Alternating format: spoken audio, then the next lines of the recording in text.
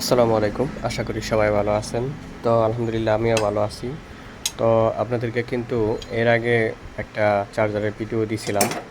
তো সেটা ছিল 120 ভোল্টের চার্জার, আপনারা জানেন। আ তো আমি কিন্তু 120 ভোল্টের চার্জারের কাজ কতদূর কমপ্লিট করলাম, তো এই বিষয়টাই আজকে একটু জানাবো আপনাদেরকে। দেখেন, আসলে 120 ভোল্টের একটা চার্জার কিন্তু বানাইতে অনেক সময়ের প্রয়োজন হয়। তো যেহেতু আমি আর অন্যান্য কাজ করি, সেজন্য অনেকটা সময়ের ব্যাপার। তো মোটামুটি চার্জারের আমার কিন্তু কয়েল করা হয়ে গেছে। তো আমি যদিও কয়েলের ভিডিওগুলো দেইনি, তবে অবশ্যই আপনারা আস্তে আস্তে দেখতে পারবেন। আসলে কয়েলের ভিডিওগুলো আমি এখনও প্রস্তুত করতে পারিনি, শুধু রেডি করে রাখছি। তো একটা একটা অবশ্যই আপনাদেরকে ভিডিও দিব, আপনারা অবশ্যই ধৈর্য সহকারে দেখবেন। আমি আপাতত চার্জারের কাজগুলো এই পর্যন্ত করতে পারছি।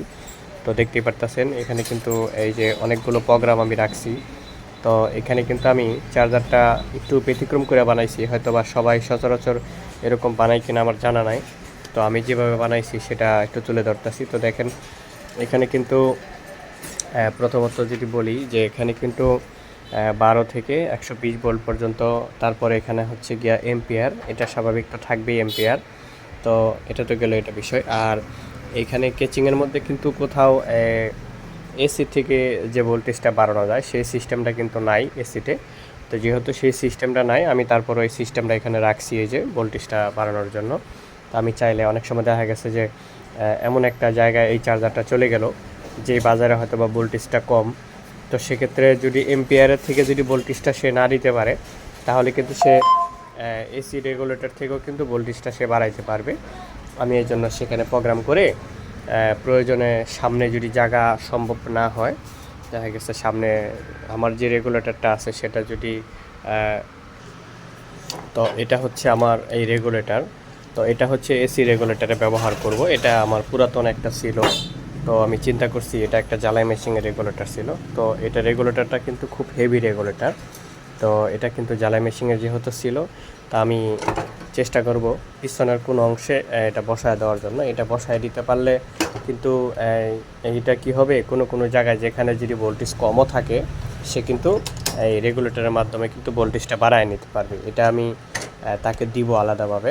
যেহেতু এই সিস্টেমটা করলে অনেক জায়গায় ভোল্টেজ কম থাকে, সেক্ষেত্রে কিন্তু চার্জারটা ভালো শক্তিশালীভাবে দ্রুত গতিতে চার্জ দিতে পারবে।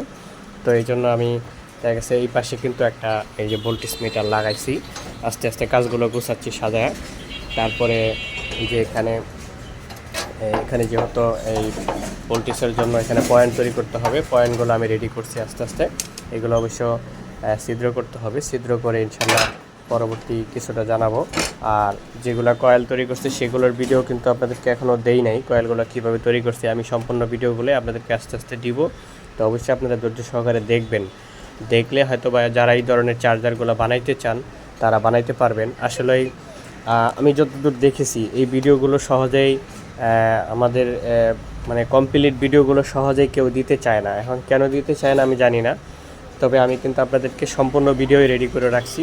আস্তে আস্তে কিন্তু একটা একটা সবই দিব, আপনারা দেখবেন, দেখে ইনশাল্লাহ শিখবেন। শিখে আশা করি যে কাজ করতে পারবেন।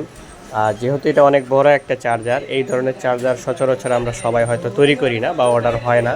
যেহেতু একটা সময় এই চার্জারগুলো অনেক জনপ্রিয় ছিল, যে বাজারে সবাই নিয়ে যাইতো ব্যাটারি চার্জ দেওয়ার জন্য। এখন শুধুমাত্র যারা অটোর কাজ করে বা বেশি ব্যাটারি চার্জ দেয়, শুধু তাদের এখানে এগুলো দেখা যায়। তো আমরা চেষ্টা করব এটার সম্পূর্ণ ভিডিও আপনাদেরকে তুলে ধরার জন্য। তো আপাতত আজকে যতটুকু কাজ করলাম এতটুকুই আপনাদের মাঝখানে তুলে ধরলাম। আশা করি যে আপনারা সাথে থাকবেন, সবগুলো ভিডিও দেখবেন। যদি ভিডিওটা ভালো লাগে তো অবশ্যই লাইক করবেন, শেয়ার করবেন, পাশে থাকবেন।